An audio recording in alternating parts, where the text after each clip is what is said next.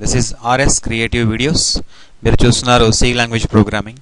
In our previous classes మనం ఇంతకుముందు నేర్చుకున్నాం ఆల్రెడీ ప్రీవియస్ క్లాసెస్లో computer fundamentals and tokens next keywords వీటి గురించి నేర్చుకున్నాం. అదేవిధంగా ప్రోగ్రామింగ్ స్ట్రక్చర్ కూడా నేర్చుకున్నాం. ఇన్పుట్ అవుట్పుట్ స్టేట్మెంట్స్ కూడా నేర్చుకున్నాం. సో ఈ క్లాస్లో మీరు ప్రోగ్రామింగ్ ఎలా చేయాలి, ప్రోగ్రామ్లు ఏ విధంగా రాయాలి చూడండి ఫ్రెండ్స్. ఫస్ట్ రాసాం ఇక్కడ #include stdio.h అంటే #include is the pre processor. ఇది ఏం చేస్తుందంటే stdio.h అనే ఒక హెడర్ ఫైల్.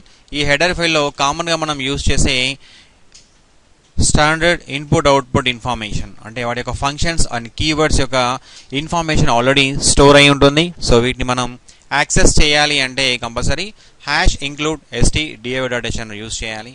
అదేవిధంగా conio.h console input output header file అంటే ఇక్కడ చూడండి ఫ్రెండ్స్, మనం ఇక్కడ getch అనే ఫంక్షన్ యూజ్ చేస్తున్నాను. ఈ ఫంక్షన్ యొక్క డెఫినేషన్ ఎందులో ఉంటుందంటే #include దట్ ఈస్ conio.h అనే హెడర్ ఫైల్లో ఉంటుంది. నెక్స్ట్ రాసాను మెయిన్. ప్రతి ఒక్క ఫంక్షన్ కూడా కంపల్సరీ మెయిన్ అనే ఫంక్షన్ డెఫినేషన్ ఉండాలి.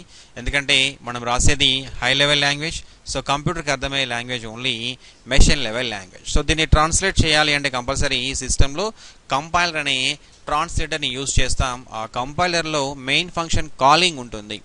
సో అందుకే కంపల్సరీ ప్రతి ప్రోగ్రాంలో కూడా మెయిన్ అనేది ఉండాలి డెఫినేషన్.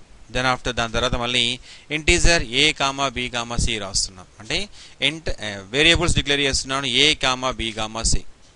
డిక్లేర్ చేయడంతో మనకు ఆటోమేటిక్గా గార్బేజ్ వాల్యూస్ వస్తాయి. ఆ గార్బేజ్ వాల్యూస్ కాకుండా ఏం చేస్తున్నట్టు నేను అందులోకి 2 వాల్యూస్ తీసుకుంటున్నాను.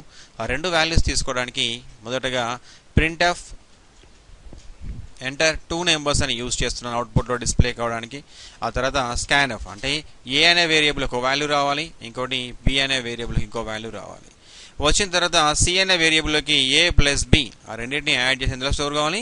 c అనే వేరియబుల్లో స్టోర్ చేస్తున్నాను. ఆ తర్వాత printf the sum of %d, %d is %d, a, b, c respectively. అంటే ఫస్ట్ %dలో ఏ వాల్యూ వస్తుంది, నెక్స్ట్ %dలో b వాల్యూ వస్తుంది, అండ్ నెక్స్ట్ %dలో c వాల్యూ. అంటే the sum of 10, 20 is 30. Next get station అనగానే యూజర్ స్క్రీన్ పైన cursor wait చేస్తుంది friends. So దీన్ని compile చేయాలి అంటే Alt+C అండ్ కంపైల్. ఎగ్జిక్యూట్ చేయాలి అంటే Alt+R అండ్ రన్ చేయగానే వాల్యూస్ ఇవ్వాలి. సో నేను వాల్యూస్ ఇస్తున్నాను 10 అండ్ 20. చూడండి ఫ్రెండ్స్, అవుట్పుట్లో ద సమ్ ఆఫ్ 10, 20 ఈజ్ 30. మీకు ఈ వీడియో నచ్చినట్లయితే లైక్ చేయండి మరియు లేటెస్ట్ అప్డేట్స్ కోసం సబ్స్క్రైబ్ చేసి బెల్ బటన్ ప్రెస్ చేయండి.